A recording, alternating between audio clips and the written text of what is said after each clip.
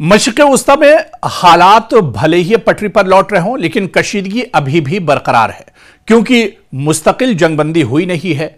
सिर्फ और सिर्फ एक तरह से अभी कहीं ना कहीं सीज फायर चल रहा है, यानी वक्ती तौर पर जंगबंदी का दौर चल रहा है। लेकिन इस बीच ईरान ने अमेरिका को बहुत बड़ी वार्निंग दी है।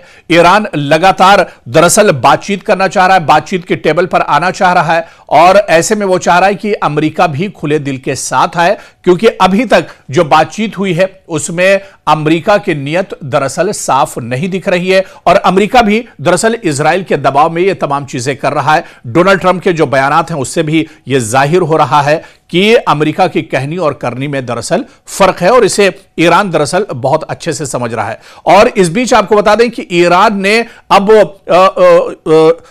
एक तरह से बड़ा हमला अब अमेरिका पर किया है, डोनाल्ड ट्रंप पर किया है, और ईरान के वजीर खारजा अब्बास अराक्ची ने साफ साफ अंदाज में दो टूक अल्फाज में कहा है कि ईरान दरअसल किसी तरह की पाबंदी, किसी तरह की धमकी, किसी तरह की जोर जबरदस्ती से डरने वाला नहीं है, क्योंकि ईरान दरअसल पहले ही पिछले 40 सालों से लगातार इस तरह की पाबंदियों को झेलता रहा है।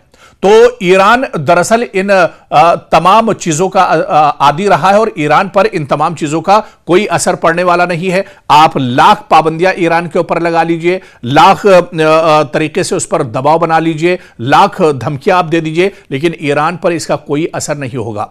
और इस बीच ईरान के वजीर खारजा आराक्ची ने कहा है कि अगर अमेरिका हद से आगे बढ़ता है तो फिर आखिरी जो बड़ा दांव होगा वो ईरान खेलने पर एक तरह से मजबूर हो जाएगा। फिर ईरान जो अभी तक अपने असलहे और अपना गोला बारूद ईरान ने छुपा कर रखा है वो भी एक तरह से निकलकर सामने आएगा। जिस तरह से इससे पहले की रिपोर्ट में हमने आपको बताया था कि इंटर कॉन्टिनेंटल जो मिसाइल है आईसीबीएम, उसका तजुर्बा दरअसल अब ईरान कर सकता है, और ईरान की इस मिसाइल की जो रेंज है वो दरअसल वॉशिंगटन और न्यूयॉर्क तक भी पहुंचती है। और जो माहिरीन है वो मानते हैं कि यह हथियार बहुत खतरनाक और एक बड़ी ताकत दरअसल ईरान के लिए साबित हो सकता है। इसके अलावा जिस तरह से अमेरिका बार बार न्यूक्लियर पावर की बात करता रहा है, हालांकि ईरान का यह कहना है कि न्यूक्लियर पावर अगर उसके पास एक तो है नहीं, और अगर वो उस पर काम कर रहा है तो अपनी हिफाजत के लिए कर रहा है। ऐसे में ईरान के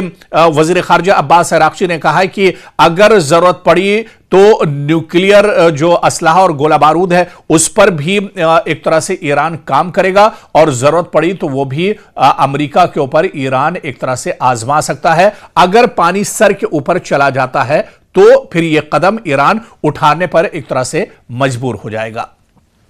आप देखिए कि इस जंग में न तो जंग की हालत में ईरान अमेरिका से पीछे रहा है, मैदान में भी एक तरह से ईरान अमेरिका से कहीं पीछे नहीं रहा है। जहां पर अमेरिका और इजराइल ने बड़े पैमाने पर तेहरान और ईरान के दूसरे हिस्सों पर बड़े हमले किए, हजारों लोग मारे गए, बड़े पैमाने पर जानी और माली नुकसान हुआ, तो वहीं पर ईरान ने भी मुंहतोड़ जवाब दिया। मशरिक़ वस्ता में जहां भी ईरान का इंफ्रास्ट्रक्चर, ईरान का अमेरिका का जहां पर तंसीबात उनके हैं, उनके एयरबेस हैं, उनको बड़े पैमाने पर ईरान ने नुकसान पहुंचाया। इसके अलावा इजराइल के अंदर अलग अलग इलाकों में जो बड़े शहर हैं वहां पर ईरान ने बड़े पैमाने पर इजराइल को भी नुकसान पहुंचाया। तो जंग के मैदान में भी ईरान लगातार डटा रहा, और जब बारी मुज़ाकरात की और बातचीत के टेबल पर आई तो वहां पर भी ईरान एक तरह से अमेरिका और इजराइल के मुकाबले में 20 नजर आया। बातचीत में भी अमेरिका दरअसल पूरा प्रोपेगेंडे का सहारा लेता रहा, लेकिन ईरान पूरे खुले दिल के साथ आया। और इसी वजह से, क्योंकि अमेरिका के प्रोपेगेंडे की वजह से कहीं ना कहीं जो बातचीत है वो एक तरह से ईरान और अमेरिका के बीच में नहीं बन पाई। पहले दौर की बातचीत इस्लामाबाद में बेनतीजा रही, दूसरे दौर की बातचीत होने की उम्मीद थी लेकिन वो टेबल पर नहीं पहुंच पाए। लेकिन अब आगे से चलते हुए ईरान ने अमेरिका की जो चालाकी है उसे भांपते हुए ईरान ने इस बातचीत में रूस, ओमान और इसी तरह से पाकिस्तान को शामिल कर लिया है। और ईरान के वजीर खारजा अब्बास अराक्ची ने रूस, मस्कत और इसके अलावा इस्लामाबाद का ताबड़तोड़ दौरा किया है ताकि इसका असर अमेरिका पर पड़ सके। और इन्हीं दौरों के बीच में ईरान के वजीर खारजा अब्बास अराक्ची ने बड़ा बयान दिया कि अगर जरूरत पड़ी तो ईरान अपने सबसे खतरनाक हथियार का इस्तेमाल भी इस जंग में करेगा। ऐसे में दरअसल ईरान नहीं चाहता है कि जंग आगे बढ़े या जंग के जो असरात हैं वो पूरी दुनिया पर हों। ऐसे में अमेरिका को बातचीत के टेबल पर आना चाहिए। खुले दिल से अगर बातचीत होगी, किसी तरह की कोई बदनीयती नहीं होगी अगर बातचीत में, तो वो बातचीत करने के लिए तैयार है। जो शराइत ईरान की है, अमेरिका उन शराइत को मान ले तो बात एक तरह से बन सकती है। तो ऐसे में एक बार फिर से ईरान ने अमेरिका को बड़ी वार्निंग दी है और कहीं ना कहीं इस वार्निंग की वजह से जो अभी तक की सूरत हाल रही है, इन तमाम चीजों को देखते हुए यह कहा जा सकता है कि इस जंग में ईरान अभी भी कहीं ना कहीं एक मजबूती के साथ खड़ा है। लेकिन आगे का रद्द अमल, आगे का एक्शन प्लान जो है अमेरिका का क्या कुछ होगा, यह देखना बहुत अहम होगा।